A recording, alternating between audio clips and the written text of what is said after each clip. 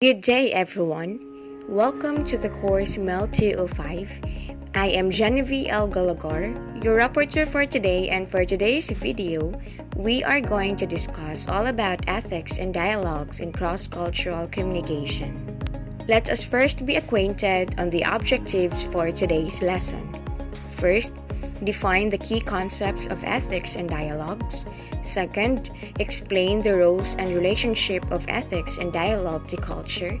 And lastly, discuss how ethics and dialogue help shape cross-cultural communication.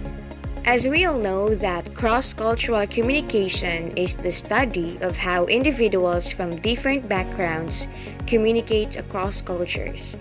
And the importance of ethics and dialogues between cultures can help shape cross-cultural communication. Let us first define ethics. The word ethics is derived from the Greek word ethos, which means character, and from the Latin word mores, which means customs. It is defined how individuals choose to interact with one another. In philosophy, ethics is defined as a critical reflection on behavior in relation to ourselves, which is personal ethics, and others, which is social ethics, and the world we live in, which is environmental ethics. In simple terms, ethics is a system of moral principles which affect how people make decisions and lead their lives. It covers the following dilemmas or problems: how to live a good life, our rights and responsibilities, the language of right and wrong, and the moral decisions of what is good and bad. Philosophers nowadays tend to divide 5 approaches to ethics, and these are meta-ethics, normative ethics, applied ethics, moral psychology, and last is descriptive ethics. Meta-ethics deals with the nature of moral judgment, the meaning of truth, values in theory, and refers to moral propositions. It looks at the origins and meaning of ethical principles. Normative ethics is concerned with the content of moral judgments or the practicality of actions and the criteria for what is right or wrong. Applied ethics, on the other hand, looks at controversial topics like war, animal rights, and capital punishment. While moral psychology deals with the development and nature of moral capacity. And lastly, descriptive ethics are moral values that most people follow and stand by.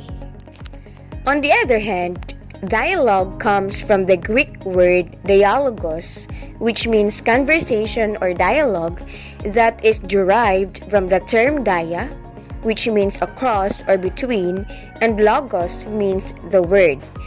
That is, we would think of the meaning of the word.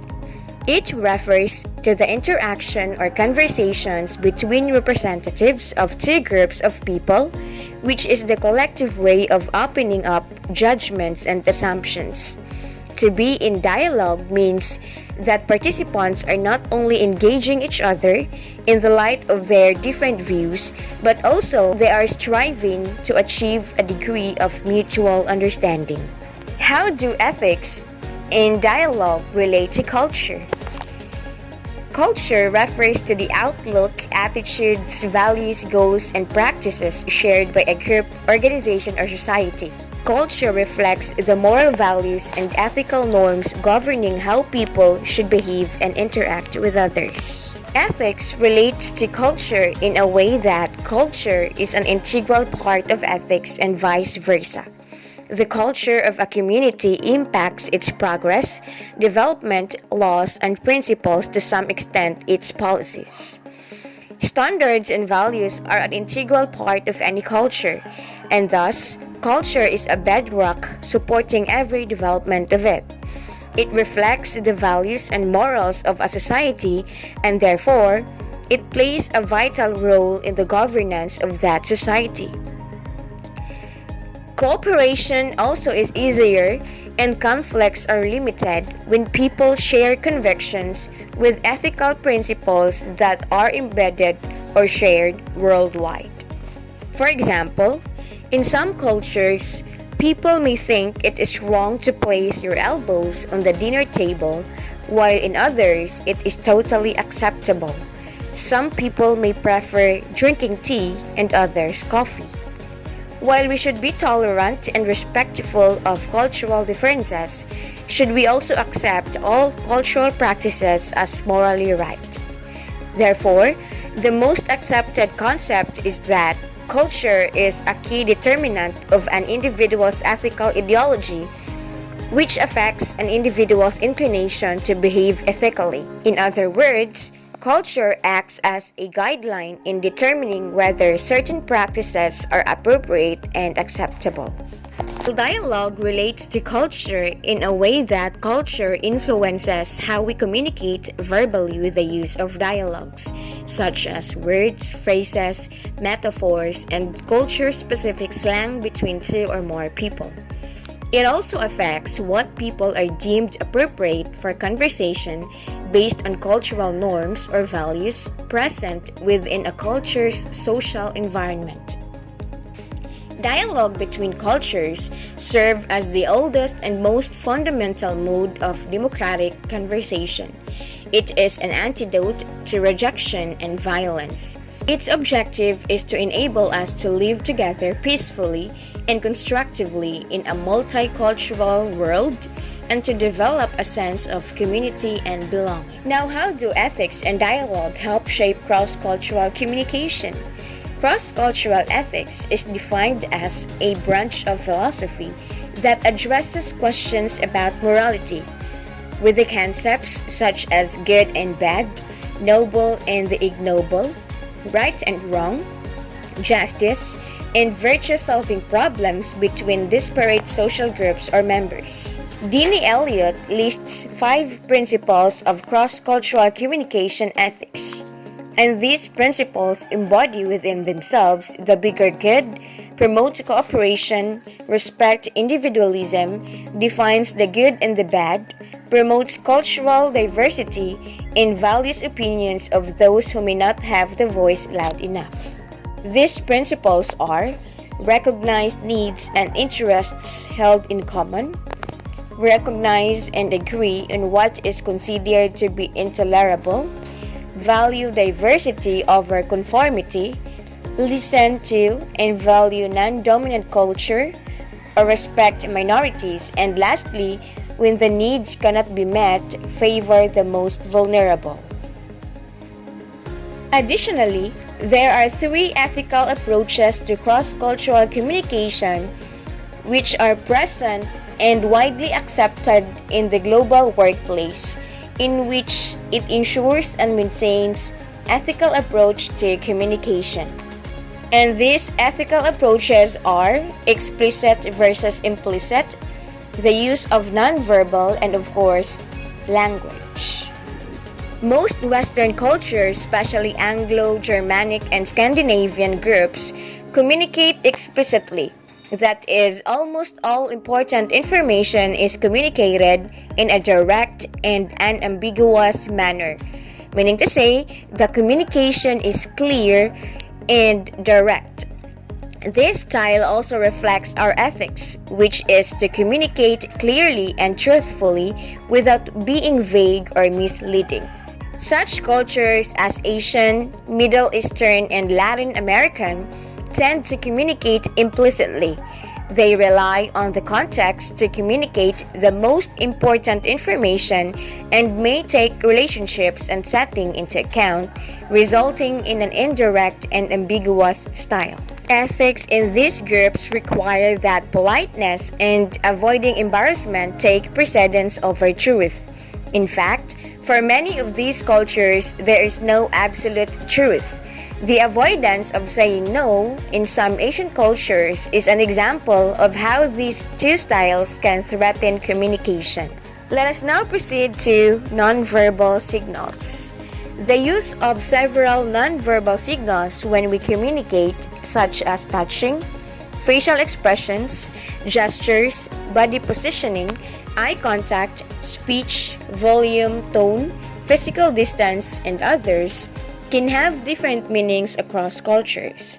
For example, the use of silence most in Western cultures tend to want to fill long silences, and this can be perceived as arrogant by cultures, where silence is interpreted as a sign of respect. We may interpret avoidance of eye contact as an indication of dishonesty or lack of sincerity, whereas in many African cultures it is considered respectful. Other examples of gestures as part of nonverbal communication across cultures are the following. We have V for victory or peace in North America, while in England and Australia it means something closer to take this. Thumbs up signal means 1 in Germany, 5 in Japan, but good job in North America, which sometimes can lead to confusion. And lastly, this signal or gesture means okay in UK and USA, while 0 in Russia, then money in Japan, and an insult in Brazil. The last ethical approach is the use of language. One of the reasons why English has become the lingua franca of the business world is because of its richness, directness, and precision. Language is fraught with difficulties such as idioms, slang, jargon, and euphemisms, and this should be avoided when communicating ethically with a non-native speaker across culture. In using English language across culture, we must have to keep it simple, clear, and use standard language. Clarify what you are saying and offer the other party the opportunity to do the same. Let us now discuss on how dialogues help shape cross-cultural communication.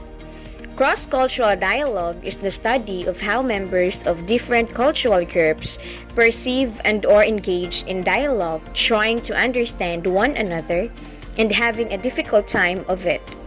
Typically, 2 or more groups are compared who interact on many occasions to compare different cultural expectations related to the practice of dialogue, pointing out what assumptions do not translate across cultural boundaries.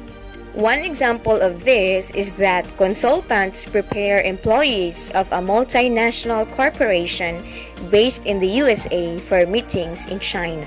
There are 6 key principles of cross-cultural dialogue according to Council of Europe.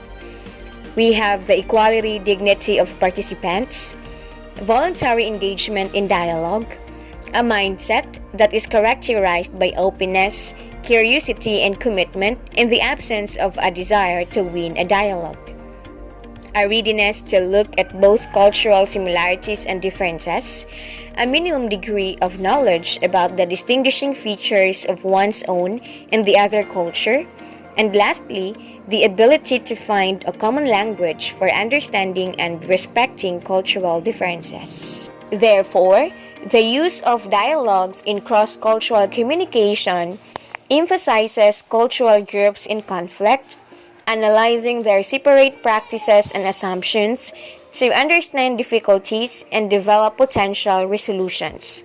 In the same way, it also helps to understand differences across multiple groups, which can lead to a clearer picture of the range of human behavior. In conclusion, the use of ethics and dialogue between cultures is vital to achieve cross-cultural communication, to build awareness, understanding, and respect on the cultural differences in the global workforce. It serves as a flagship whether certain practices are appropriate, acceptable, and tolerable, and use topics that are deemed appropriate for conversation based on cultural norms, values present within a culture's social environment. Through this, it promotes peace and harmony together to address and resolve issues or conflicts for the common good, and interact ethically in the global arena with a sense of community and belonging, while still maintaining one's own cultural values and ethics. That ends my discussion, and thank you so much for listening.